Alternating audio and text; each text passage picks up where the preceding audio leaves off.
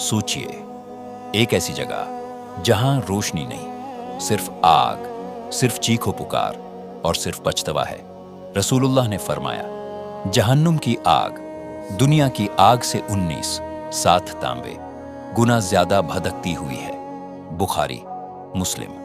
ये वो आग नहीं जो सिर्फ जला दे, ये वो आग है जो हर पल जिंदा रखे ताकि अजाब कभी खत्म ना हो। जिस्म का अजाब जब जहन्नुमी की खाल जलकर खत्म हो जाएगी तो अल्लाह फरमाएगा, हम उनकी खाल को बदल देंगे ताकि वो अजाब का मजा चखें।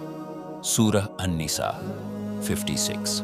सोचिए, जलना, फिर नई खाल, फिर जलना, ये सिलसिला कभी रुकेगा नहीं। प्यास और उबाला हुआ पानी, जहन्नुम वालों को जब सख्त प्यास लगेगी तो उन्हें दिया जाएगा उबलता हुआ पानी। कुरान कहता है, जब वो पानी मांगेंगे तो उन्हें ऐसा पानी दिया जाएगा जो चेहरों को पिघला देगा। सूरह अल-कहफ 29।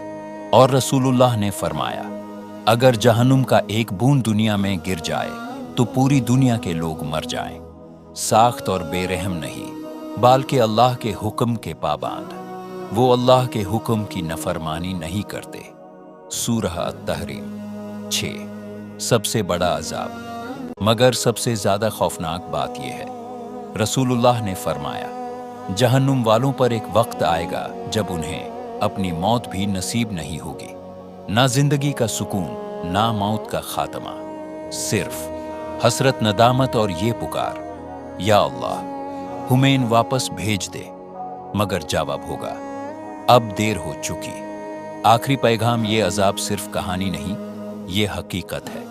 और रसूलुल्लाह ने फरमाया, अक्लमंद वो है जो अपनी मौत के बाद के लिए तैयारी करे।